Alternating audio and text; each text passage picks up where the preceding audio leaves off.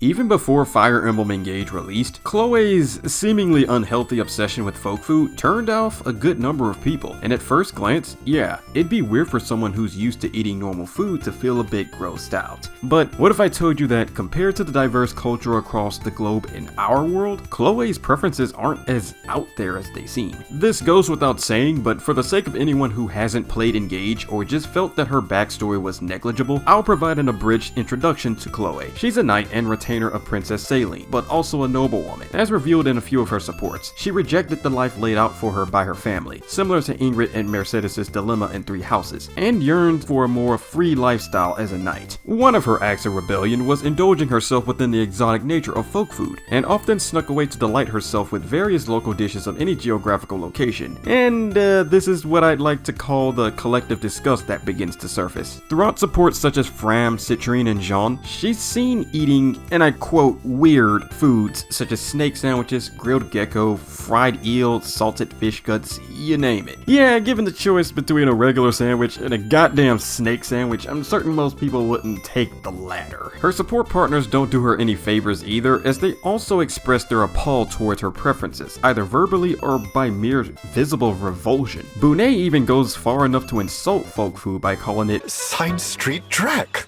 Most of their reactions in-game support the consensus that this is objectively disgusting, and it can turn someone off from Chloé enough for them to only value her entirely for her worth as a unit, and obviously her assets. But I urge you to take a second look and have an open mind, as folk food's depiction in Engage is deliberate. After some research, folk food has multiple parallels between Cajun, Creole, Chinese, Japanese, and an array of other foreign cuisine. For a game that didn't have very good writing in my opinion, I'm surprised it went this far with referencing. Folk food uses locally available ingredients and is the product of its environment, so certain critters and animals are all fair game on the hunt. This has a direct parallel to Japanese, Cajun, and Creole cuisine, as I stated earlier, which are also tied to local ingredients and ease of preparation. Down here in the south of the United States where I live, there's a plethora of unique dishes that most of the country has yet to know or experience, and when they do learn, they're usually either surprised or, like Chloé's support partners,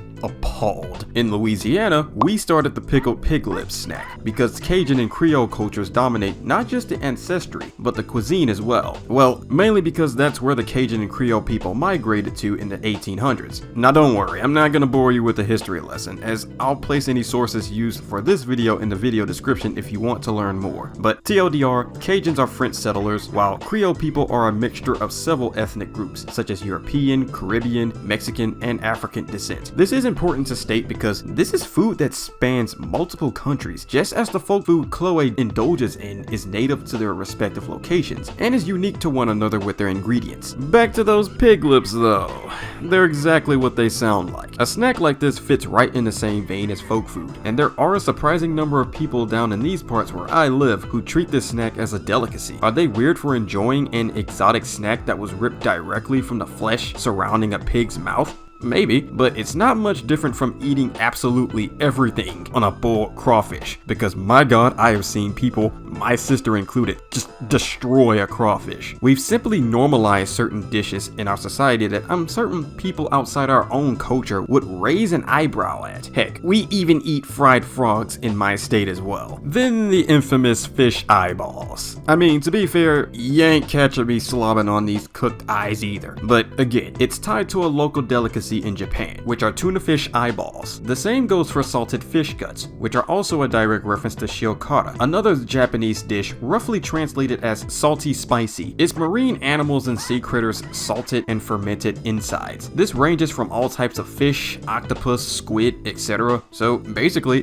fish guts. I could go on forever with all the things Chloé is eating in her supports, like snake sandwiches. Multiple countries eat snake meat, but I think I've made my point. That leaves the health concern of such foods. Jean's C support with Chloé perpetuates the falsehood of folk food being unhealthy. Well, that's no fault of Jean's, but just a representation of general misunderstanding of food that hail from different cultures. Ironically, Jean mentioned seeing her eat the eyeballs I mentioned earlier, and insisted all the weird food she ate was bad for her. Turns out, tuna fish eyeballs in Japan have, nutritional value, believe it or not. It may not be an overly abundant source, but it still provides ample sources of protein, vitamins, and minerals. Honestly, that's where moderation comes in, because anything could be unhealthy for the body when it's not balanced or prepared properly. But I'm not here to preach to you about nutrition. This is just a fictional world. Who really cares that much? Hell, if you want to see actual gross food that people have no business eating and shouldn't be going into your system, the stuff Chloé eats is nothing compared to the absolutely putrid shit, and I mean that literally, that some rich folks eat. Just don't Google it. But I know how the internet works. The moment you tell someone not to do something, they're gonna do it anyway. So I have an article in the description, dead last in the list of sources that will have this legendary rich person cuisine. Just remember that I warned you. Anyway, the main thing I wanted to address with this video is that Chloe's not that weird, alright? I feel like the disgust is a little over-exaggerated, especially when supports like Seedall's B support sheds light on how self-aware she is about it, which would explain why she never pushes back when someone's grossed out, but does respect someone more for at least giving unorthodox food an honest try before being judgmental. And I'll admit it, as someone who lives in one of the places in the world with quote-unquote weird food, it feels like unique cuisine gets wrongfully disrespected from those not native to the culture. While I personally don't like Picklips myself, I at least tried them before saying yuck. But my folks and peers love the stuff, and I don't judge them for it. Honestly, I'm a little jealous that I'm missing out on the enjoyment. I'm sure we can say the same for other cuisine that uses out of the ordinary ingredients. I'm not going to eat every aspect of the fish like the Japanese apparently does, but I respect the culture because I don't live there, and I would love to understand it someday. To maybe give their strange cuisine an honest try while interacting with the people who prepare it. That's what it means to broaden your horizons. That's why folk food has such strong parallels to real life traditions.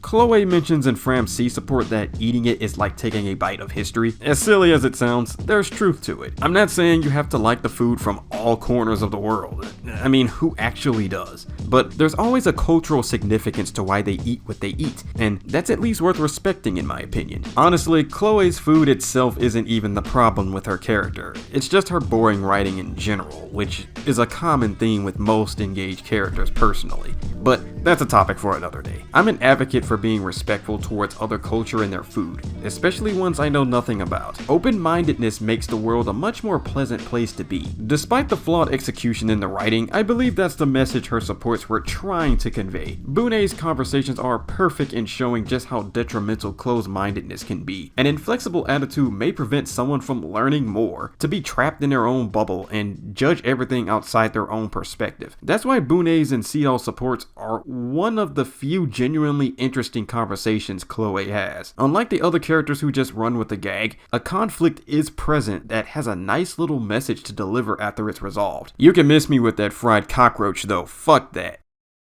Hey, thanks for sitting through that. Depending on how well this video does, I'd be interested in doing more serious video essays that are longer, deeper, and more enriching for Fire Emblem characters and stories. I have many ideas, but if you'd like to see them come to fruition, you can simply show it by hitting the like button. As a writer myself, I love this kind of stuff, even though this particular video is a little bit out of my element since I had to research culture and stuff. I'm a big character nerd, so specific character essays and the like would be my specialty once I got the right style developed. Either way, thanks for watching, and hopefully I'll see you next time.